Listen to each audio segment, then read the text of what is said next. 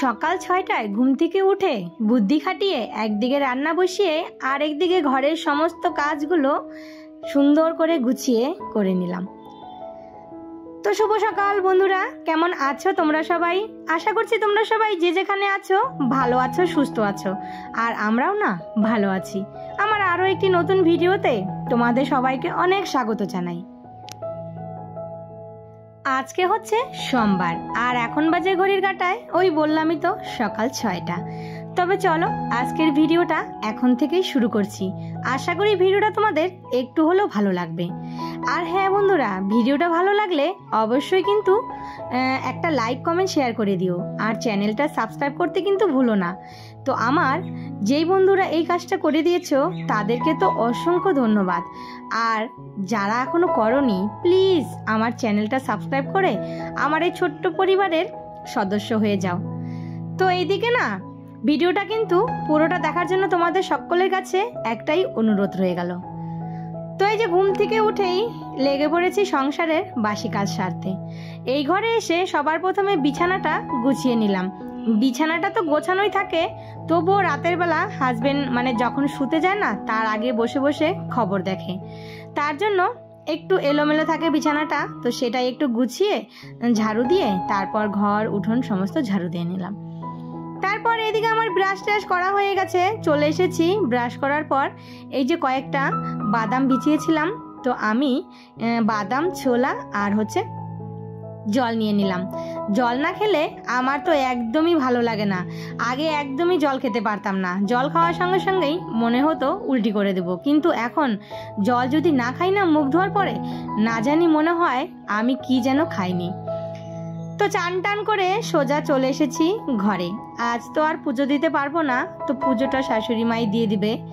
তো এদিকে ঘরে এসে মুখে একটু ক্রিম মেখে নিলাম, তারপর চুলটা আঁচড়িয়ে এই যে একটু সিঁদুর পরে নিচ্ছি।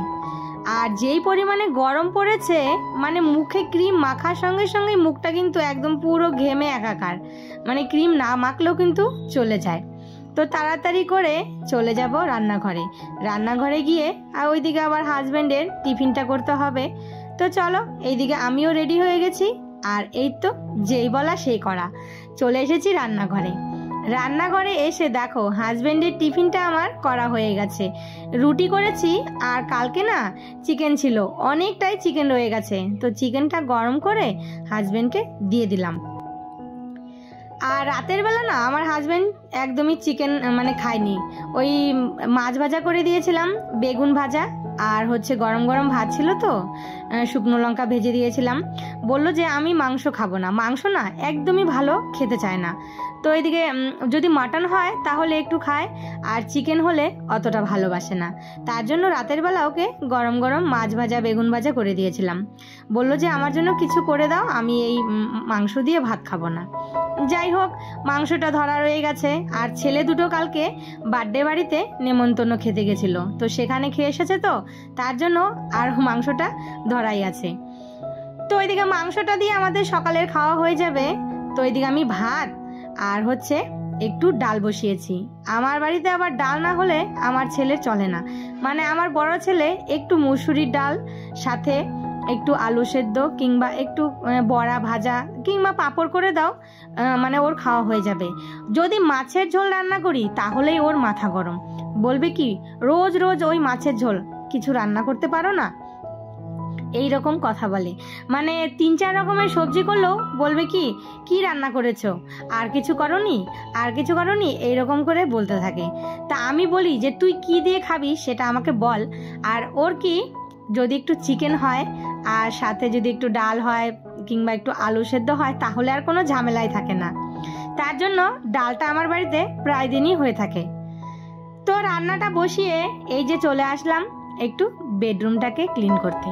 তো এই যে রান্নার ফাঁকে ফাঁকে কিন্তু নিজেকে সময় নিজের সময় বের করে এইভাবেই কিন্তু ঘর টরগুলো পরিষ্কার করতে হয়। না হলে কিন্তু ওই রান্নার সামনে যদি দাঁড়িয়েই থাকি আর বসেই থাকি তাহলে রান্না হবে, তারপর এই কাজগুলো করব, তাহলে কিন্তু ওই যে অনেকটা সময় লাগে। আর দেখো রান্না বান্না সেরে এমন দিনে হয় যে পরে আর কোনো কাজই কিন্তু আমাদের করতে এনার্জি হয় না। তাই ভাবলাম যে রান্নাটা একদিকে ডাল একদিকে ভাত হতে থাক, ততক্ষণে আমি এই কাজগুলো সেরে ফেলি। আর এইদিকে তোমাদের সঙ্গে কথা বলতে বলতে আমার কিন্তু কাজগুলো হয়ে গেছে। তো বন্ধুরা, তোমরা যারা এই পর্যন্ত আমার ভিডিওটা দেখছো হয়তো লাইক দিতে ভুলে গেছো, তো প্লিজ একটা লাইক দিয়ে দিও। আর আমার এই ভিডিওর কোনো অংশ যদি ভালো লেগে থাকে তাহলে অবশ্যই একটা ছোট্ট কমেন্ট করে জানিও। আর আমার এই ছোট্ট পরিবারে তোমরা যারা নতুন বন্ধুরা মানে এসেছো তারা প্লিজ চ্যানেলটা সাবস্ক্রাইব করে আমার পাশে থেকো। আর আমার যেই বন্ধুরা অলরেডি কাজটা করে দিয়েছো তাদেরকে তো অসংখ্য ধন্যবাদ। তারা যদি একদিন আমাকে কমেন্ট না করে না তাহলে কিন্তু আমার ভালো লাগে না, মনে হয় না জানি কেন সে আমার ভিডিওটা দেখেনি, হয়তো বা মানে ভুলে গেছে, এই ভাবি, জানো তো। তো তোমাদের সঙ্গে মানে ভিডিও শেয়ার করতে করতে একটা মানে কেমন জানি আপনের মতন হয়ে গেছি। মানে তোমরা যদি একদিন না দেখো আমার ভিডিওটা তাহলে মনে হয় হয়তো তোমরা আমার উপরে রাগ করেছো। তো তোমাদেরও কি এইরকম হয়? তো জানিও তো কমেন্ট করে। তো এইদিকে দেখো একটু মূলা শাক এনেছিল, সেটা না ভালো করে কুচিয়ে কেটে লবণ দিয়ে চটকে নিয়েছি। আমি এই জিনিসটা আমার শাশুড়ি মায়ের কাছ থেকে শিখেছি।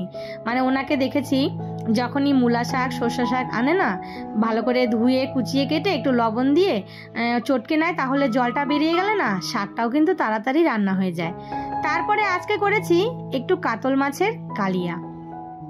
রোজ দিন ওই ঝোল খেতে ভালো লাগে না, তো হাজবেন্ডকে বললাম আজকে একটু মশলা টশলা দিয়ে মাছের ঝোল করি। বলল ঠিক আছে করো। মাছটাও বেশ বড় ছিল, তো ভাবলাম যে একটু কালিয়াই করে ফেলি। আর মাছের তরকারিটা খেতে কিন্তু বেশ ভালো হয়েছিল। মানে এই ভিডিওটা তো খাওয়ার পরেই ভয়েস দিচ্ছি আমি, না ভয়েসটা কিন্তু ওই পরের দিনই দেই। কোনো সময় হয়তো যদি তাড়াহুড়ো থাকে তাহলে ভিডিওটা এডিট করেই রাতের বেলা ভয়েস দিয়ে রাখি, না হলে ওই পরের দিনই সময় বের করে ভয়েস দেই। তখন এই জিনিসগুলো মানে সব এই যে খাওয়া হয়ে গেছে আর কেমন হয়েছে সেটা তোমাদের সঙ্গে তুলে ধরতে পারি। যাই হোক, রান্না বান্না হয়ে গেছে। রান্নার পর এই যে কতগুলো বাসন ছিল, তো সমস্ত বাসনগুলো মেজে এখন এই যে বেসিনটা ভালো করে মেজে তারপর ওই যে রান্নাঘরের কাপড়গুলো ধুয়ে মেলে দিয়েছি।